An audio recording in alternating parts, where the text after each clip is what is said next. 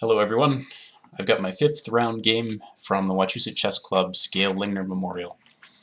It took place on Wednesday night, and I had the black pieces against Andrew Jeselson on board 2. His rating going into the tournament, I guess, was 1828, but he played another tournament over the last few weeks and jumped above 1900, so he's stronger than that rating indicates. He played d4, I played d5, he played c4, and I played e6. We've reached the Queen's Gambit declined. He played g3. I was out of book, didn't know what to do, so I just tried to make normal moves. I played knight f6, he played knight f3, I played bishop e7. I was thinking about bishop b4 check just to create a different position from the type I normally get out of this opening, but decided against it and just put the bishop on e7. He played bishop g2, I castled, he castled, and I played c5. It's entirely possible that this is not a good idea for black, but I don't know enough about the relationship between the Queen's Gambit declined and what's it called, the Teresh, to have an idea of when you can play c5 and when you can't. My thought was that in general, in a d4, d5 opening, if black plays c5 early, white has to play energetically to demonstrate an advantage, otherwise black will equalize without too much difficulty. But feel free to not believe me, because I don't really know. c5, he played c takes d5, e takes d5, and while that frees my light-squared bishop, it also makes it so that if these pawns are ever traded on d4 and c5, black has an isolated queen pawn, which is not necessarily the end of the world. In fact, I think it's just considered a normal type of position that you can end up in. Black gets more space because of that pawn, and therefore hopefully better squares for his pieces, but in the long run that pawn should be a weakness. He played knight c3, I played knight c6. He played bishop to g5, and I played a little bit scared here. Andrew pointed out to me after the game that h6 is a decent move here, because if white plays bishop takes f6, and then takes on c5, he wins a pawn, but even if he holds on to that pawn, black has 2 bishops in a situation in which the center is very open. On top of that, black may be able to play bishop takes c3, b takes c3 at some point, destroying the white queenside pawn structure. So he pointed out that he intended to retreat the bishop somewhere. I think he said e3. So h6 would have been a fine move. Instead, I played bishop e6, trying to reinforce d5. He played rook c1, and I played knight e4. I don't know, maybe rook c8 or rook e8 was a reasonable move here, but I thought that after knight e4 we'd trade a couple pieces and I might end up either with a knight on e4 or my d-pawn there, which might cause some problems for him because he has to move the knight on f3, and then maybe I can play e3. He traded on e7 and then took on c5. And here I decided against playing knight takes c5 because I was worried about giving up this d5 pawn. So instead I played rook f to d8, reinforcing that pawn and hoping to take back on c5 later. Andrew played knight to d4 here. If we go back a move, is this what I wanted to look at? I think so, yeah. So here, after the trade on e7, if white plays, is this the right?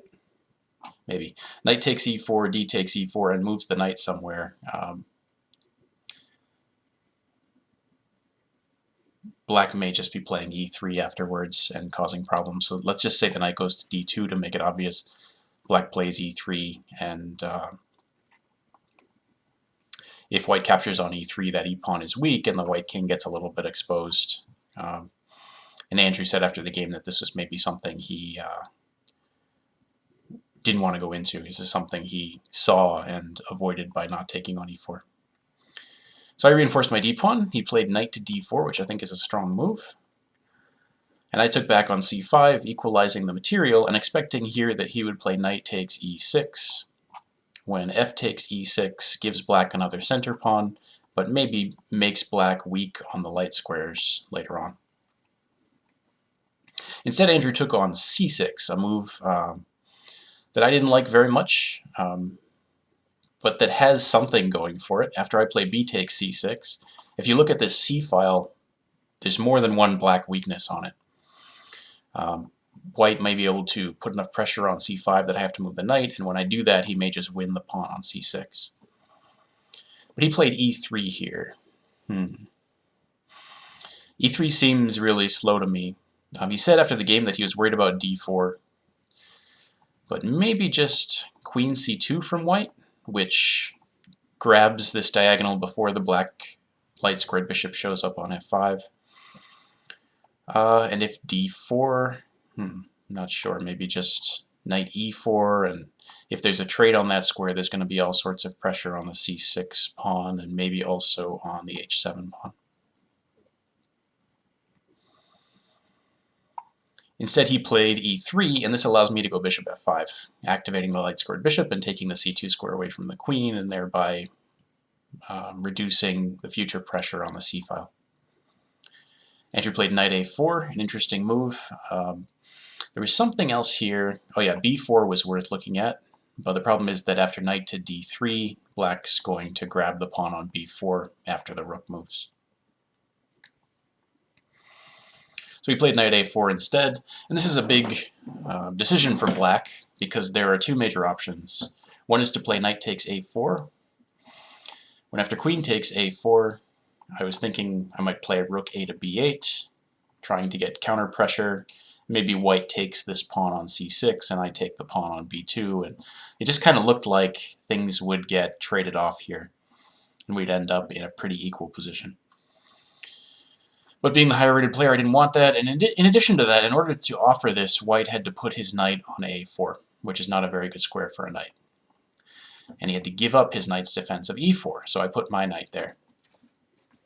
So now his knight's on the side of the board, and my knight is covering the squares his knight might like to use to get back into the game. He played rook takes c6. Okay, yeah, let's talk about that.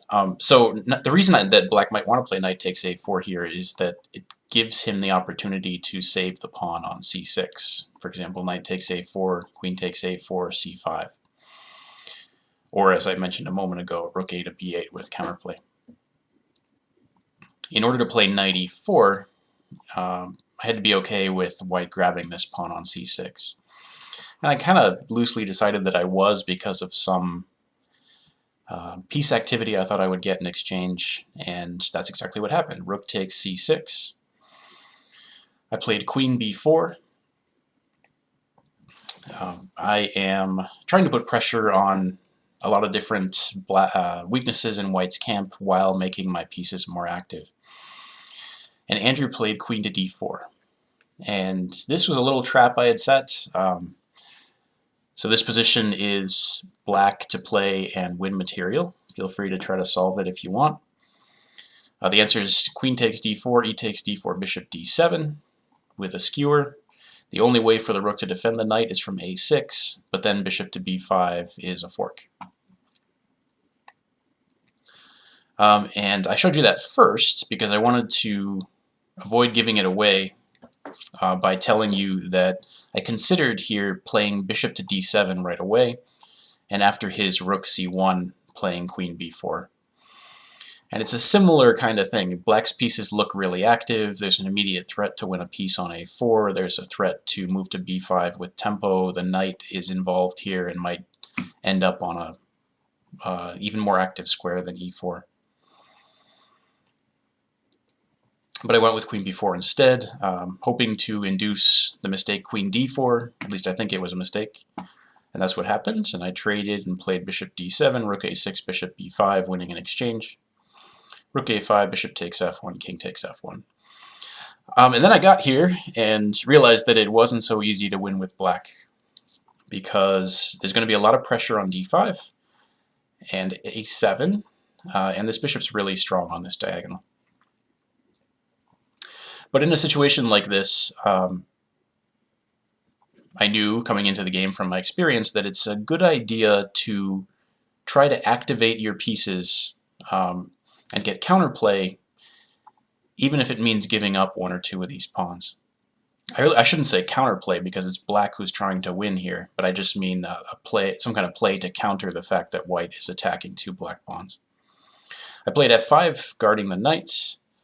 There was some concern otherwise that there would be a rook takes d5, rook takes d5, bishop takes e4, though I think there, after rook takes d4 with the fork, black's still winning.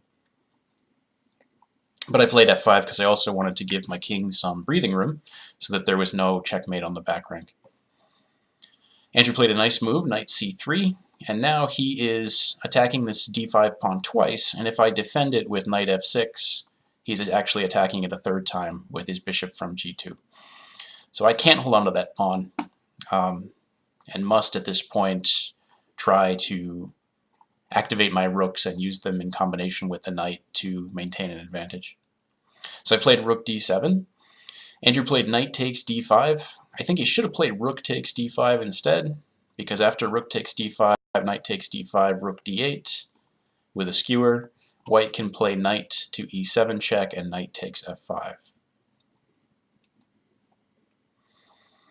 But he played knight takes d5, and now after rook a to d8, the knight does not have the e7 square, and black is going to grab that pawn on d4. Knight back to e3, rook takes d4.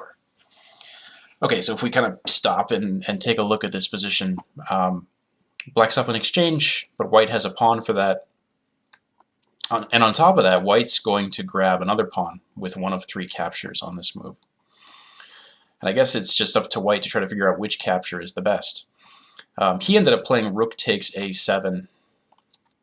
Another option was knight takes f5, hitting the rook, although this might run into trouble, for example, because black will play rook d1 check, and white will have to play king e2, and then after rook 8 to d2 check, if king e3, there's rook e1 check, king somewhere on the f-file, rook takes f2 check, and then a capture on g2. White doesn't have to stay on the e-file after rook 8 to d2 check, but I just wanted to give what I think is an accurate impression that white could be in a lot of trouble here. And the move I think I would have played if I were white is rook takes f5. It adds protection to the f2 square, it restricts the black king a little bit, and black can't jump into d1 with check, and he can't currently play rook d2 because that would hang the knight on e4. Andrew played rook takes a7 instead, though, which is totally understandable, because if white's going to survive here, it's going to be because of the counterplay he gets with passed pawns. I played rook to d2, threatening f2 and b2. And so now in order to at least seemingly hold on to all his pawns, Andrew has to take on e4, and that's what he did. I played f takes e4. But it turns out here that rook takes b2 is not the only threat for black. There's also rook to f8 when this pawn on f2 can't be defended. For example, b4, rook f8, knight g4, h5 wins that pawn, or f4, e takes f3. So Andrew played g4, which I think was a little bit peculiar. It reinforces the f5 square so that when his knight sits there, it doesn't immediately get kicked away by rook f8. But it's a little odd, and it gives up one of white's passed pawns on the queen side. I played rook takes b2. Andrew played knight f5. And here we have another position in which black has to make a decision. Black could play g6, I guess. Although maybe not. No, g6 seems to be fine. Knight h6 check and king to f8. If king h8, there's a fork on f7. But then white would be able to play rook takes h7. So, sorry, I should have prepared this a little bit better. The real question here for black is there enough play for white that rook 8 to d2 or rook dd2 doesn't have time to... I'm not starting over. I'm tired. Alright, so real question is, does rook dd2 leave black under-defended? Will the white knight and the rook on a7 give the king on g8 too hard a time? I calculated for a while and decided that that wasn't the case, so I played rook dd2. Andrew played rook takes g7 check, and I realized that if king h8, then after rook a7, white is threatening checkmate. So I played king f8 instead, but that leaves the h7 pawn undefended. And it's looking like black is just kind of losing all his pawns here, and at least so far hasn't gotten any white pawns in return, except that one on b2. But Andrew didn't play rook takes h7 here, and he told me that that was because he saw some checkmate threats for black. So rook takes f2 check, I guess, would be the first move. And then at some point the rook would come back to the c2 square, and there would be a checkmate threat that'd be very difficult to defend against. So after king f8, he played his rook back to c7, looking to defend against mate on the first and second ranks. But that's the end of white's initiative, and now black gets to start eating pawns on the second rank. Rook takes f2 check, king g1. Rook g2 check, which I think is a better move here than rook takes h2, because white either has to allow that h-pawn to be taken with check, or has to allow that h-pawn to be taken with a checkmate threat. He played king f1, I took the pawn on h2, threatening mate. He played king g1, and I played rook h2 d2. Black's now threatening both rook b1 checkmate and rook d1 checkmate, so Andrew played rook c1, guarding against that. But now after rook takes a2, we've gone from a position in which white had 4 pawns against 2 to one in which white has 1 pawn left and hasn't won either of the remaining black pawns. Andrew played rook to e1, and I thought about defending this from a4, but I thought it makes much more sense to go rook g2 check, king h1, and take on g4, defending the e-pawn from the other side. Now black is up 2 pawns to none. Rook to f1, and this scared me a little bit, I guess, because there are some nasty discoveries here, but luckily this unanticipated move doesn't get white back into the game, because king e8 appears to be a decent response. Knight g7 check can't be played because of the rook on g4, and knight d6 check just doesn't achieve very much. He played rook back to e1, and I guess at this point he's looking to go knight d6 check and knight takes e4. I played rook to a6, which guards against this check, so now both white knight checks are guarded against. And the knight can't go anywhere from which it attacks e4, so that pawn's pretty safe. And if the knight ever leaves the f5 square, then another idea is revealed in the form of checkmate on the G and H files. Black can bring this rook over to h6. King to h2 for white. I played rook to f6, king h3. Perhaps I should just have played h5 here, securing the rook, but I wanted to keep open the idea of rook h6 later on, so I played rook to f4, forcing this knight to move. Knight to g3, and rook to e6, defending the e-pawn for a second time, because white had just placed it under a second attack. Knight to h5 from Andrew, and he has the threat of knight takes f4 and knight g7 check, which would win an exchange back. But after rook to h6, the knight can't move anymore because it's pinned to the king. White played king g3, the only move, with a counterattack on the black rook, and I played rook to f3 check, getting that rook out of the way with tempo. Andrew played king g4, I played rook g6 check, and he played king h4, and we reached an interesting position in which white's king has no moves, and white's knight has no moves. So the only piece, the only unit left on the board white can do anything with is the rook on e1. I like to look for these, I guess, enemy unit freezing kinds of positions, especially in endgames. Okay, e3 I played in order to hold on to that pawn, of course, and to get it closer to becoming a queen. Andrew played rook a1. I played e2, arguing implicitly that these checks are only for spite. He played his rook back to e1, and I played rook to g2. The knight's still trapped. The king's still trapped.